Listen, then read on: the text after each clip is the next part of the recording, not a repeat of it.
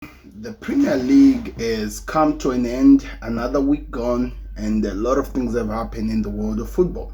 So I'm gonna be here to discuss about it. Don't forget to do me a favor, click the like button, subscribe to the Connect. I'm just gonna do an overall review, then maybe we'll start with the reactions when it comes next week. I'm not sure because a lot of things are happening. So a lot of games were played, of course. We all know that.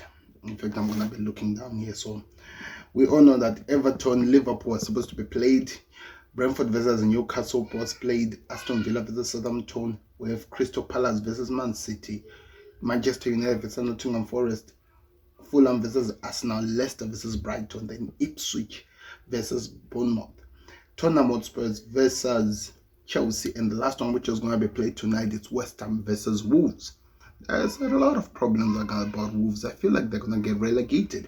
But anyway, let's talk footy. Liverpool versus Everton. So the game was postponed because there was some crazy wins which were happening in the Merseyside, and the Premier League had no choice because the relevant weather people were like, this is a bad idea for the game to be played, and it was postponed. And you have to respect the weather people. But a lot of people have been asking a question: how does this postponing of this game this week affect Liverpool? Well, I've read different types of twists over this game.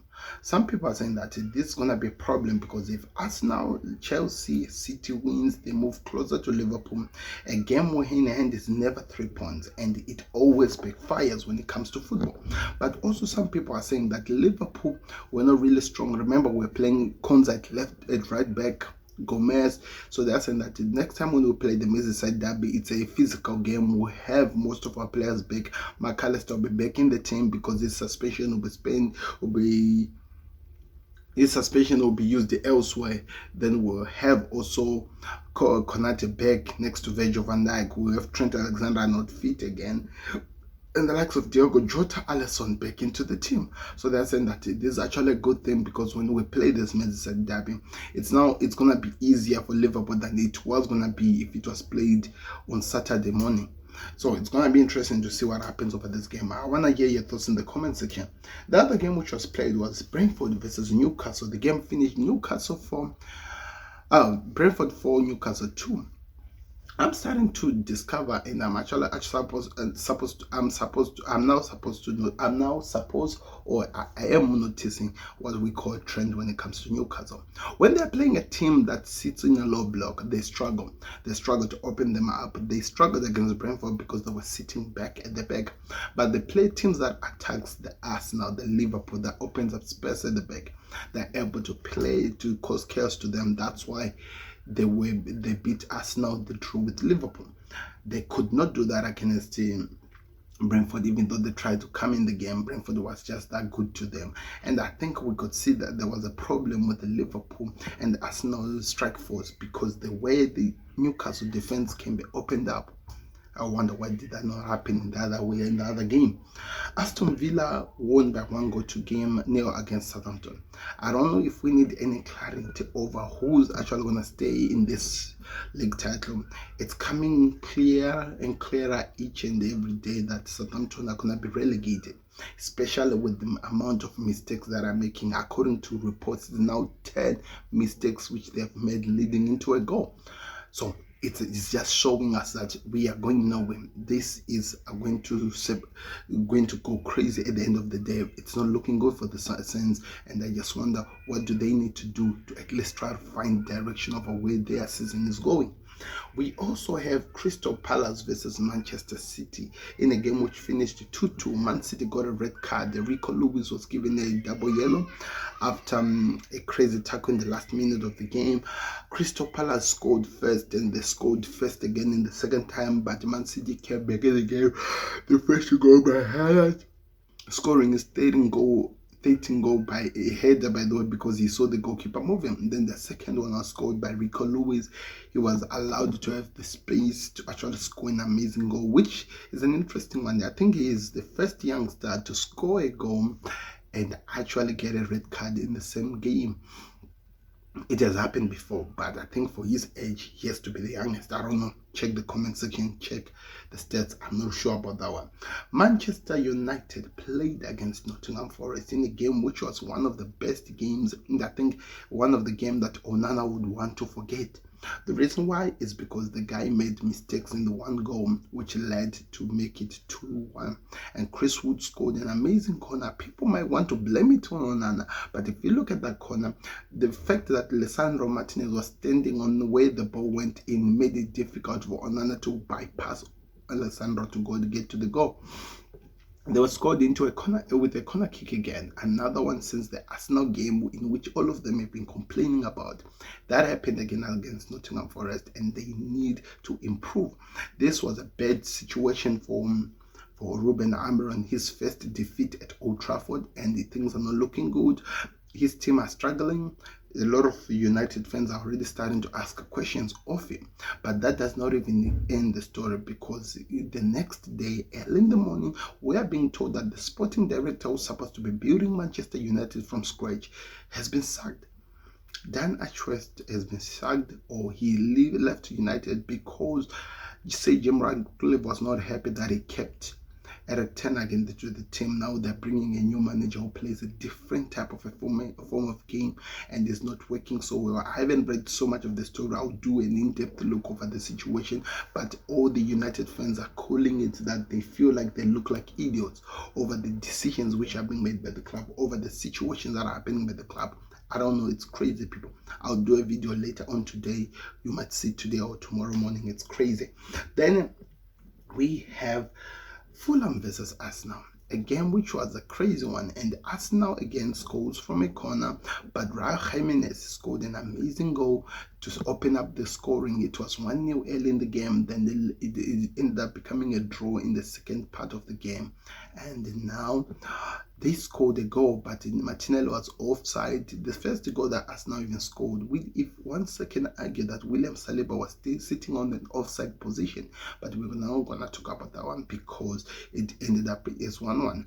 But I don't know, the Lions, they need to get that VAR systematic situation that they are introducing, because what we are seeing right now causes a lot of chaos. Anyway, I want to hear your thoughts in the comment section over that one. Leicester City under Ruud van Nistelrooy refused to lose in a game which they were losing by 2-0 against Brighton, ended in the last minute by 2-2. They could have scored a goal if the referee did not actually blow the whistle when they're supposed to take it. I think that was going to be the final free kick of the game. But Leicester City are showing that they're fighting. They're showing a fighting spirit. They're causing chaos. But this is going to be marked as one of the Brentford's worst weeks, because I think they lost in the midfield in the middle of the week, and now they've drawn in the second game of the weekend again. It's not looking good for them. Leicester City are moving away from that relegation zone. Ipswich were leading the game by 1-0 the entire game until Brentford scored a draw in the 88th minutes and actually won the game in between the 90-something minutes. And I think this has to be one of the things that takes away the strength, and because Kerry McKenna is fighting with his team to try to make it strong, but somehow he finds himself not winning the games, and I just wonder how far and how long can that continue. They need to find the concentration, they need to find the belief to actually start doing something amazing. I don't know, we'll see how the situation plays out like.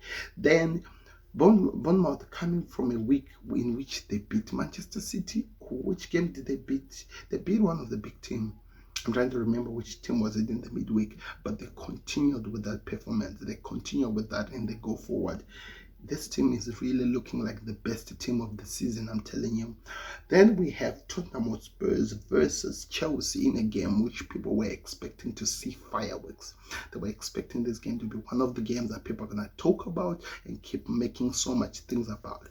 I want to hear your thoughts in the comment section over that one, because Tottenham Hotspur scored the 2 early goals. Mistakes on Cucurella, I think his boots were causing chaos. He was falling down a lot. He was making so many mistakes, but he had to change his boots. But after changing the boots, this was a different game. They scored an equalizer. They came back. I think Kopama scored 2 penalties, and this game just opened up, and I think the likes of Madison were not in the game, and I think that caused so much chaos. At the end of the day, Enzo Fernandez scored, Jordan Sanchez scored, and two penalties from Foucault Palmer. Kulusevski scored, Solanke scored, and So Min in the last minute scored. The game finished 4-3.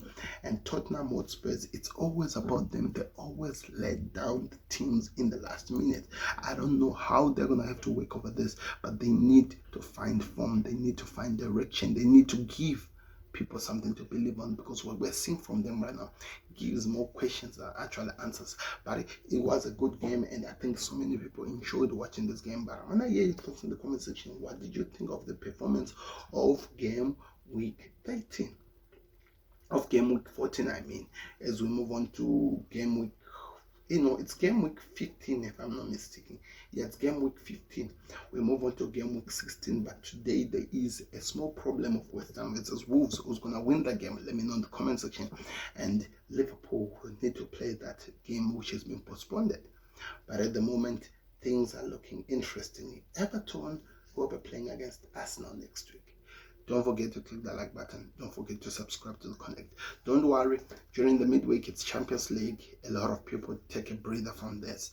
But let's see where we're going from here. Click the like button. Subscribe to the Connect. I want to hear your thoughts in the comment section. What did you think of the games? Who impressed you the most? Who was actually the biggest winner? Because Chelsea are now second by points. They are 4 points behind Liverpool with the game in hand. And they are 3 points ahead of Arsenal. 4 points ahead of Man City. Arsenal remain where they are, or maybe could be 2 points ahead of Arsenal if I'm not mistaken, then 3 points again ahead of City, because Arsenal drew, they did not lose. But it's looking like it's an exciting football week that we just had. We'll see what happens ahead. So that's some things that we learned. We had to talk about all the things that happened and the surprises of the week. So who's the biggest winner of the week? Let me know in the comment section. Don't forget to click the like button. And who's the bum of the week? I'm curious to hear that. I'm out. I'll tell you mine next week. Thank you very much for watching. I'm your host Sam, and we are out. Peace. Subscribe to the Connect.